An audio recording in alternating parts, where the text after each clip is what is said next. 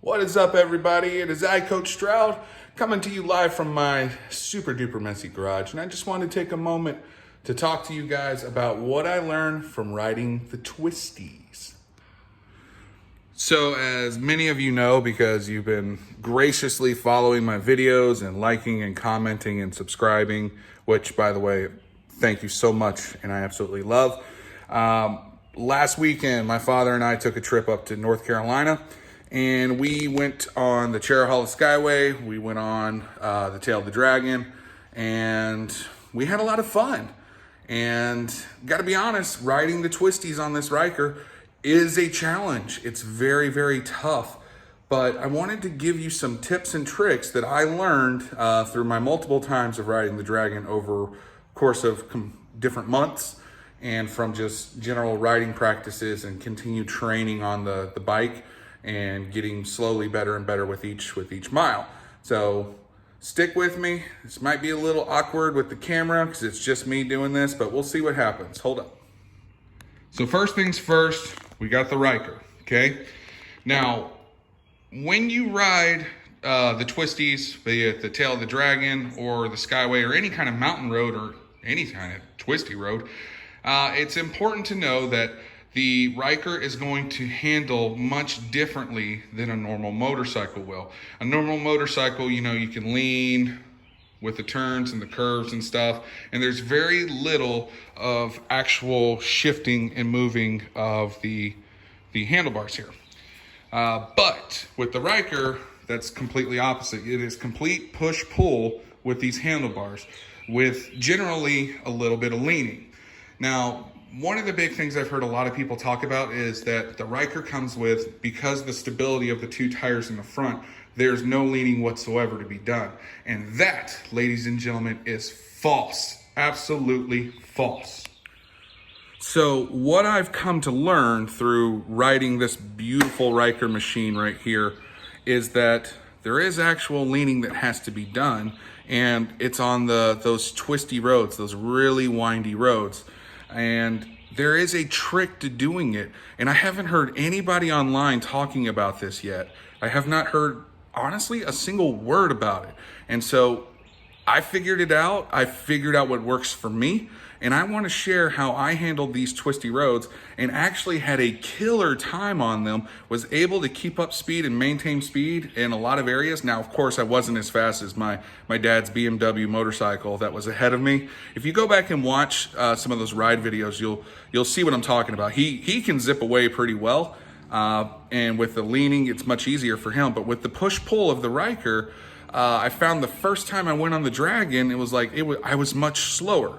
Now, this past time again, through practice and training and whatnot, I've gotten much, much more skilled in these tight curve areas, and I want to show you what I figured out and how I've been working it.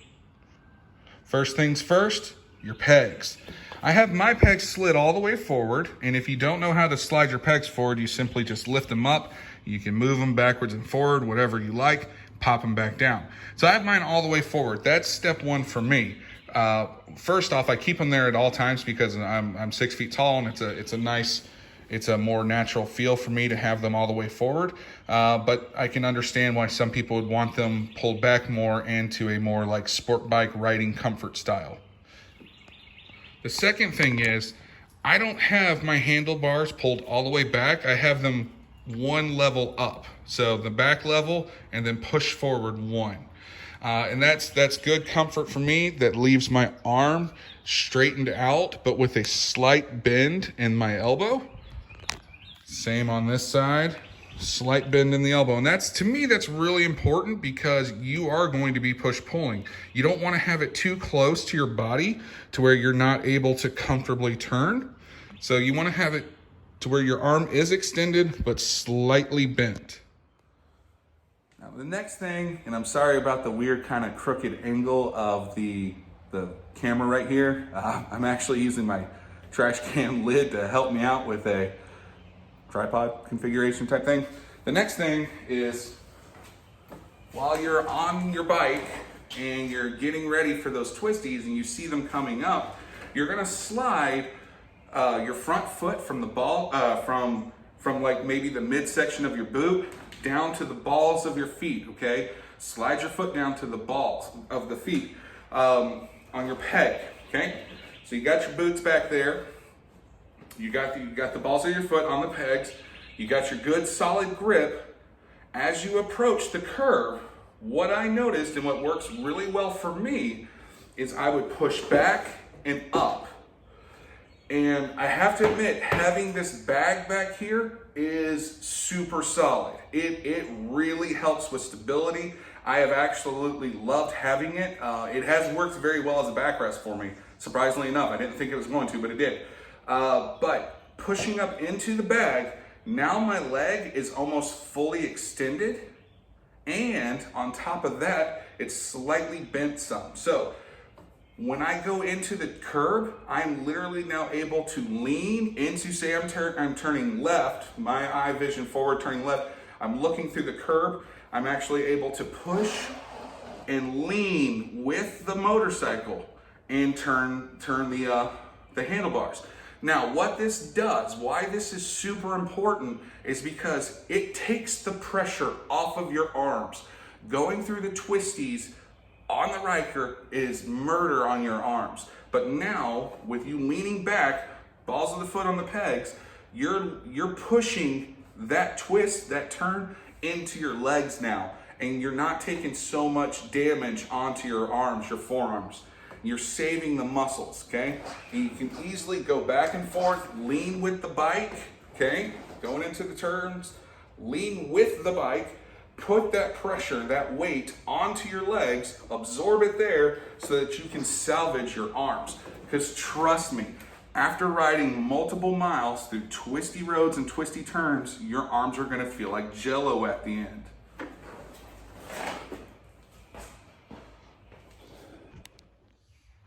So again, if I had to go step by step, it's 1, slide your pegs all the way forward, okay? 2, get your handlebars in a good, comfortable position where your arm is extended but slightly bent, okay? 3, as you approach that big, massive curve, slide your foot, your boot, from the center part down to the balls of your foot, okay? Lean back. Now, if you don't have a bag, it's okay. You can still lean back. But having something back here to help brace yourself is awesome. Stand up slightly and lean back into the bag. Keep your arms ready. And then twist and turn with the bike, leaning into the curb like you would a normal motorcycle, absorbing that down into the legs and salvaging your arms.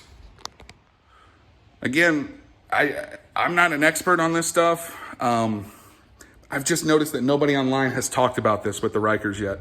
And being someone who's gone up and rode the Tail of the Dragon a few times now, the Chair Hollow Skyway, other windy, beautiful roads, the Moonshiner 28, this is what's helped me a lot. And it's helped me keep and maintain my speeds through these turns.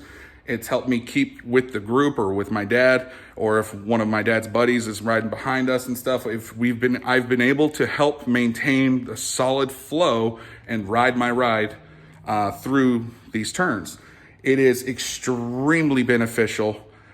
It might not work for everybody. I don't know. It works super well for me, and I would love to know what works for you guys. So if you're out there, you see this video and you're like, yo, coach, this is what I do. Please, please, please comment that in the section below. I really want to know what people are doing through these twisty turns. Until next time, thank you so much for watching. Thank you so much for y'all's support. It really means the world to me. I love you guys to death. Please let me know what else you want to see from me as it pertains to the bike. I'm open to suggestions. I have a list of things I want to do. But I'm still open to seeing what other people are interested in. Until next time, until next time, people, deuces, we are out. Take it easy, guys. Bye.